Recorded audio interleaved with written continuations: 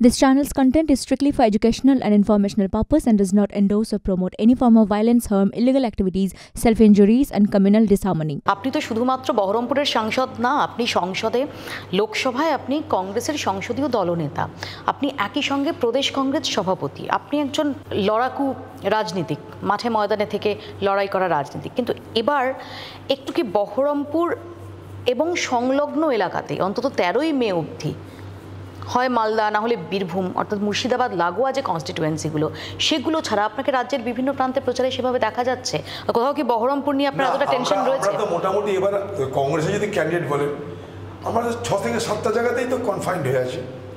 তার মধ্যে আমি রায়গঞ্জে প্রচার করে এসেছি, 2টো মালদাতে প্রচার করা হয়ে গেছে, জঙ্গিপুরের প্রচার হয়েছে, মুর্শিদাবাদে প্রচার হয়েছে, বহরমপুরের প্রচার হচ্ছে। আমি আমার মতনই আছি, I am on my own style. আমরা দেখেছি রাহুল গান্ধীর ন্যায়যাত্রা এই মুর্শিদাবাদের উপর দিয়ে গেছে এবং যখন যাচ্ছে সেই সময় দাঁড়িয়েও আমরা দেখেছি যে জয়রাম রমেশ, রাহুল গান্ধীর ছায়াসঙ্গী, তিনি তৃণমূল কংগ্রেসকে জোটের বার্তা দিচ্ছেন যখন তার 30 মিটার দূরে দাঁড়িয়ে। জয়রাম রমেশ কী করেছেন তার ব্যাপার, আমাকে আমার মতো এখানে রাজনীতি করতে হয়। মল্লিকার্জুন খাড়গে কী বলেছে খোঁজ নিয়ে দেখুন। মালদা এসে মল্লিকার্জুন খাড়গে বলে গেছে তৃণমূলকে ভোট দেওয়ারে বিজেপির হাত শক্ত করা, আর কি চাই? তো জয়রাম রমেশের থেকে কি এই অ্যাপ্রুভাল বড় নয়?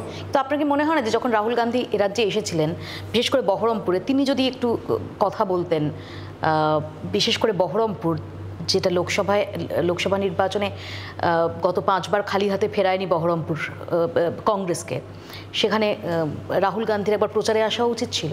কেন? রাহুল গান্ধী যে ন্যায়যাত্রা করেছে সেই ন্যায়যাত্রা আমাদের বহরমপুর লোকসভার মধ্যে তিনি গোটা রাত কাটিয়েছেন। গান্ধী পরিবারের একটা ব্যক্তি আমার লোকসভার মধ্যে গোটা রাত কাটাচ্ছেন।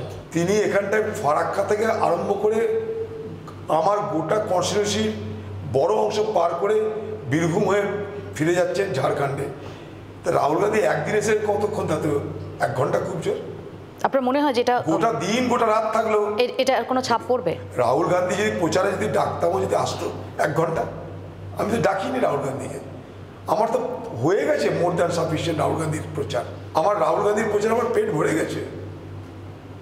কিন্তু অনেকেই বলছে যে রাহুল গান্ধী বাংলায় প্রচারটা এড়াচ্ছেন, তার কারণ বাংলায় এলে শুধুমাত্র তো বিজেপি বিরুদ্ধে বললে হবে না, তৃণমূল কংগ্রেসের বিরুদ্ধে যদি কংগ্রেসের হয়ে ভোট চাইতে হয় বা বাম কংগ্রেসের হয়ে, তাহলে তৃণমূল কংগ্রেসের বিরুদ্ধেও সোচ্চার হতে হবে। সেটা কি কোথাও এড়াচ্ছেন রাহুল গান্ধী? ভারতবর্ষের জাতীয় কংগ্রেসের সভাপতির নাম মল্লিকার্জুন খাড়গে। আপনাদের জানা আছে কি? মল্লিকার্জুন খাড়গে নিজে আসছে মালদায় প্রচার করতে, তিনি বক্তব্য রাখছেন। আপনি কি মনে করেন যে রাহুল গান্ধীর সঙ্গে যদি কোনো বিরোধ থাকে ভাবনার, তাহলে মল্লিকার্জুন খাড়গে এখানে এসে বক্তব্য রাখবে? রাহুল গান্ধী তার মতন করে ব্যস্ত আছে, তাকে ইউপি লড়তে হচ্ছে, তাকে কেরলে লড়তে হচ্ছে। আমাদের এখানে প্রয়োজন নেই, তাই ডাকিনি আমরা।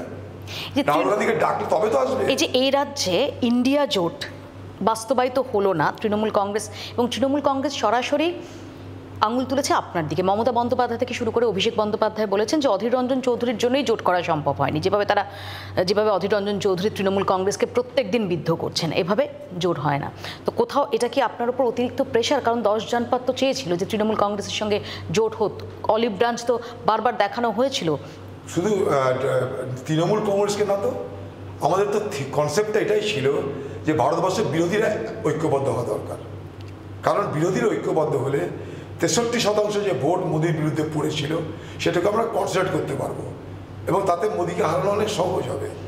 সেই দিন মমতা ব্যানার্জি সব থেকে উৎসাহিত ছিল এবং তিনি বললেন আমি ইন্ডিয়া নামটাও দিয়েছি নাকি, রাহুল গান্ধীকে নেতাও বললেন। তো তার আগে আপনাদের নিশ্চয় আর্কাইভ আছে, অধীর চৌধুরী কোন দিন মমতা ব্যানার্জিকে প্রশংসিত করে বাংলায় সব থেকে জনপ্রিয় নেত্রী বলেছেন আমার তো জানা নাই। কারণ আমাদের উপর অত্যাচার হয়েছে, আমার প্রতিবাদ করতে হয়েছে। মমতা ব্যানার্জির সঙ্গে আমার তো কোনো ব্যক্তিগত শত্রুতা নাই, তাকে ভালো করে চিনিও না আমি, কিন্তু তার পার্টির অত্যাচার, তার সন্ত্রাস, সারা কংগ্রেসকে খতম করার তার যে পরিকল্পনা, সেখানে তো লড়াইটা আমার নৈতিক লড়াই। সে লড়াই ইন্ডিয়া জোট হবার আগেও লড়েছি, ইন্ডিয়া জোট থাকা অবস্থাতেও লড়বো, ইন্ডিয়া জোট থাকার পরেও লড়বো। যতদিন না বাংলায় সন্ত্রাস আমাদের উপর বন্ধ হবে, আমরা যতদিন পর্যন্ত আমাদের রাজনৈতিক অধিকার ছিনিয়ে নিতে পারবো, ততদিন মমতা ব্যানার্জির সঙ্গে লড়াই জারি থাকবে। অধীরদা, যখন আজকে এই কথাটা বলছেন, আমরা দেখছি যে মোহাম্মদ সেলিম তিনি নমিনেশন ফাইল করতে যাচ্ছেন এই জোটের অন্যতম উপকার আপনি প্রথম থেকে 2016 আগে থেকে আপনি এই জোটের ব্যাপারে বারবার ভোকাল হয়েছেন, এমনকি সেই জোট একাধিক সময় ক্লিক না করা সত্ত্বেও আপনি ভোকাল হয়েছেন। এবারও সেই জোটটা হয়েছে বাম কংগ্রেস। যখন মোহাম্মদ সেলিম নমিনেশন ফাইল করতে যাচ্ছেন সেই সময় আমরা দেখছি যে আপনি শুধু পাশে পাশে যাচ্ছেন না, আপনার গলায় কাস্তে হাতুড়ির উত্তরীয়। সেই সময় অনেকেরই জাস্ট ফ্ল্যাশব্যাকে মনে পড়ছে যে বছর 18-20 আগে অধীর রঞ্জন চৌধুরী, তাকে শায়েস্তা করার জন্য সেই সময়ের যে বাম সরকার, তাদের সমস্ত রকম প্রয়াস, আপনাকে জেলে পাঠানো হয়েছে, আপনাকে এই শায়েস্তা করার জন্য এখানে প্রশাসনিক আধিকারিকদের পাঠানো হয়েছে, সেটা ব্যাখ্যা দিচ্ছি তো, আমার অসুবিধা নেই কিছু। আমাকে সেলিম সাহেব নিজে তার ওই সিপিএম পার্টির উত্তরীয় পড়েছে, গ্রহণ করেছে। এই জন্যই গ্রহণ করেছি, আমার মনে হয়েছে যে দেশের স্বার্থে, রাজ্যের স্বার্থে, সমাজের স্বার্থে, ভারতবর্ষের সংবিধানের স্বার্থে, ধর্মনিরপেক্ষতার স্বার্থে অন্তত বাংলায় যে দলটার সঙ্গে আলোচনা করা যেতে পারে, আসন সমঝোতা করা যেতে পারে, তার নাম সিপিএম পার্টি। 100 বার তাদের সঙ্গে বিরোধ, সাংঘাতিক বিরোধ। আমি তো আমার বক্তব্যের শুরুতেই বলেছি 25 বছরের এমপি আমি। মমতা ব্যানার্জি তো ছেড়েই নিল, আমি তো সিপিএমকে হারিয়ে, বামফ্রন্টকে হারিয়ে এখানে এমপি হয়েছি, অস্বীকার তো করছি না আমি।